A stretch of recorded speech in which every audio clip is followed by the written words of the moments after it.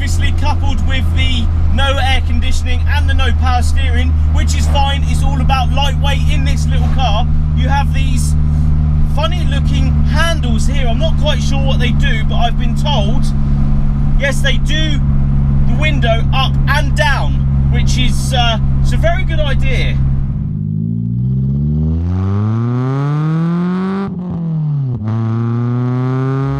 Right, what's up guys? So today you join me from the driver's seat of a 1999 Toyota Starlet.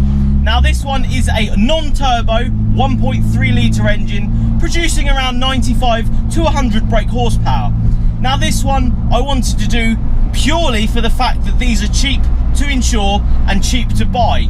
I wanted, you know, the younger generation of my viewers to really get a sense of what these are like to drive if they're willing to buy one for their first car. So this is sort of like a first car ownership experience, taking me back to when I was 18, when I had my first car. Now why a Toyota Starlet? Well, I've seen a lot of them around and they're relatively cheap to buy. So you can pick one up for, you know, under £1,000 very easily. This one itself, though, is a very good example. It has 68,000 miles on it with 2 owners, and it's a very, very hot day today. I have been told that this car has no air conditioning, but that's fine because it's a race car. It's got no power steering, which is fine because race car. A little good exhaust note from the 3-inch back box. Second gear pull for us.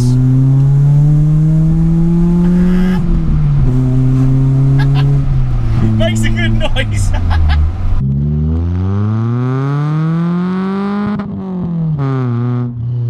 Now obviously coupled with the no air conditioning and the no power steering, which is fine. It's all about lightweight in this little car. You have these funny looking handles here. I'm not quite sure what they do, but I've been told, yes, they do the window up and down, which is it's a very good idea.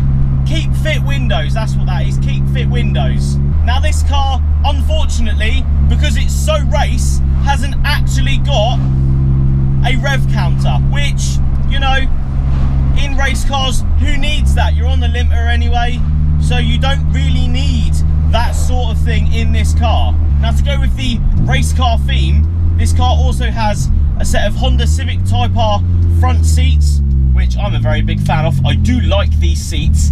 The power steering does shock me every time though, because I'm not very used to cars without power steering.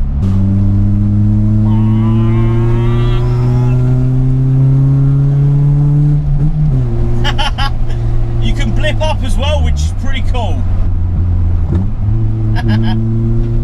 I like that you can blip down and up in this car. Very responsive through the throttle pedal. Now of course, this being the non-turbo, a lot of people are going to be like, non-turbo.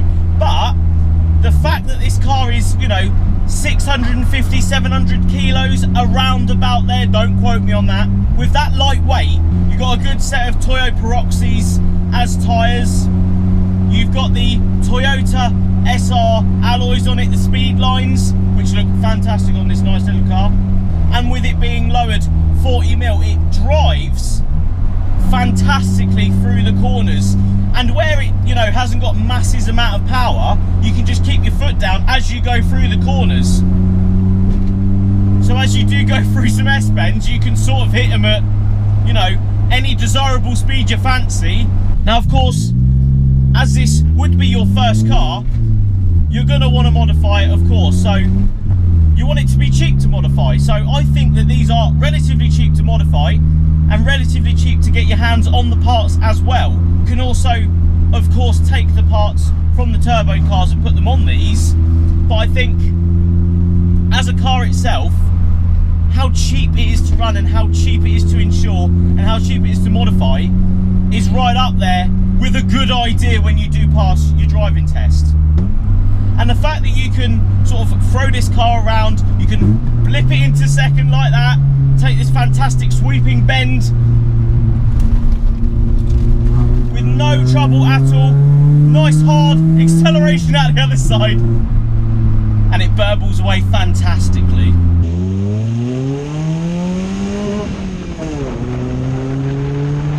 Now this has got a Hotshots Manifold on it, going into a 2.5-inch exhaust system, but it still has the cat with it, so you know, it will get past its MOT and all that sort of stuff, and your mum and dad won't tell you off for taking the exhaust out of the car.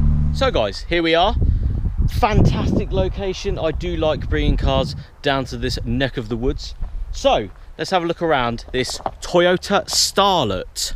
40mm lowering springs that you can see, drops the car a little bit. Coming around the side, you've got the Speedline wheels off the SR Starlet. But from a young person's point of view, from a first car point of view, I think this is a good little car. Obviously, if you had the back seats in and stuff, you can still get your mates in there, go to McDonald's, pick up some chicks. You've got more than enough boot space in there to get, you know, a subwoofer if you wanted to. Coming around the back, you've got the girthy sized 3-inch back box sitting outside the back bumper. Do quite like the look of that. Have a quick look inside. You've got the race car spec interior with the windy windows. You've got, you know, no AC, which is race. You've got no power steering, which is again race. You've got these Type R bucket seats, which, you know, they're a cheap modification. There's a lot of them around as well, on custom subframes to fit them in this car. And you've got these red harnesses to go with sort of the track inspired theme, and obviously with the stripped out back, you've got a top mounted strut brace in there as well. And also you've got these funky looking door cards, which is very nice. And coming under the engine bay, you've got your Hotshots Manifold down there going into the 2.5-inch straight piped, but with still a catalytic converter, so she'll get through its cheeky MOT back to your 3-inch back box. You've got a CDA carbon fibre induction kit there going into a Samco Sport hose. It's also got a Toyota Corolla Manifold on top there, and I've been told that these actually produce, you know, a lot more torque for this sort of car. You know, claimed 10 to 15 more torques, but obviously claiming a figure on YouTube is a very silly idea, because you'll get the comment section alive with people saying that you're wrong. I think that's a good little modification if you're willing to just chuck that on from the Toyota Corolla. But yeah, I think all in all, as a first car, as a good little, you know, bit of fun when you're young, cheap to run, cheap to modify, all that sort of good stuff, I think these are, you know, it's a good car to start with, in my opinion. It's a good way to sort of getting into the modifying car scene. Now, if you actually have one of these, please let me know in the comment section about, you know, your experiences with the car, you know, how much mods are, if you think it's cheap, if you think it's not, what your insurance is. And, you know, the guy that owns this, Dan, he's playing sort of, you know, quite considerable amount under what I was paying back in the day for my Corsa C. So I'd like to know if anybody out there has one of these. Let me know in the comments what you've done to it, what your, you know, price for insurance is and stuff, and, you know, if you've ever considered having one of these for your first car, why didn't you buy one? You know, let me know in the comment section what you think. So as a package, this car performs really well, considering it's going to be your first car. You're still able to, you know, make it a little bit of a track B-roader if you want to, take the back seats out, put some buckets and harnesses in it if you wanted to, lower it a little bit and chuck it around some corners, obviously at your own pace. Don't just chuck it into the first corner you fancy, because it might bite you on the arse on the way out, and no one wants that. No one wants to get hurt in their first cars. But the amount of brake horsepower and the amount of lightweightness, you'd be pretty hard pushed to crash this, in my opinion. And of course, this being a Toyota, it's going to be reliable. Toyotas are reliable, so if you're going to buy anything for a first car, why not make it a reliable one? I must admit though, a cheeky 3-point turn, they wouldn't allow it on the old driving test, but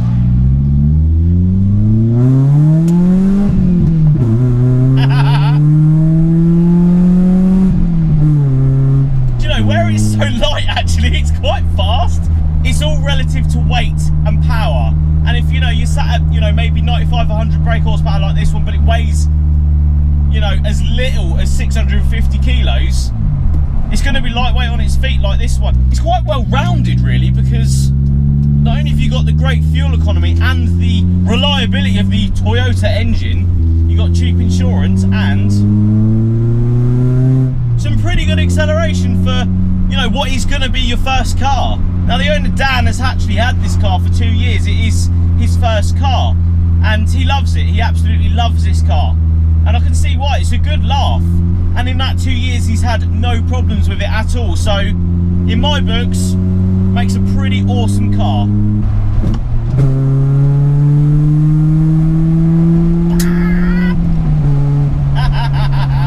Oh, loving it. Do you know, because you're not worried about the speed of the car, you can just chuck it around, flip it into the gear you fancy. It's got all of the grip you're going to need. Yeah, good little car this. Oh, I'm having a right laugh in this. Now the clutch is very, very smooth. It's not harsh at all, so you wouldn't really feel that in a traffic jam, which is where you want it to be. And the bite point is relatively, you know, slow to come up. So as a new driver, you won't have a lot of trouble with the clutch. Getting into gear is very easy. It flows from gear change to gear change very easily. The brakes are very good, considering it's so light. You know, you don't need very powerful brakes. You're not going to be going fast enough, let's be honest. Now, as a young driver, I wish someone had turned around to me and said, this is how this car is, and this is what it's like to drive, and this is how it is to modify, and how much it is to run, and stuff like that. So, to me, this is why I wanted to do this car. It's a reflection of me as a younger person. I would love to have gone on YouTube back in the day and found someone that was, you know, actually reviewing a car that I could afford. And that's what it's all about, affordability with a car. You need to be able to afford these cars. And, you know, most of the cars I do see on, especially YouTube, unfortunately, are cars that are so unobtainable that you're never going to get there. And that's a shame.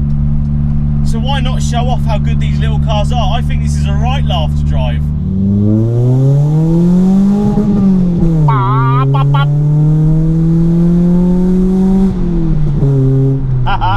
So yeah, all in all, I'm very impressed. You know, as a first time buyer, and you know, if I just passed my test, I think this would be right up my street.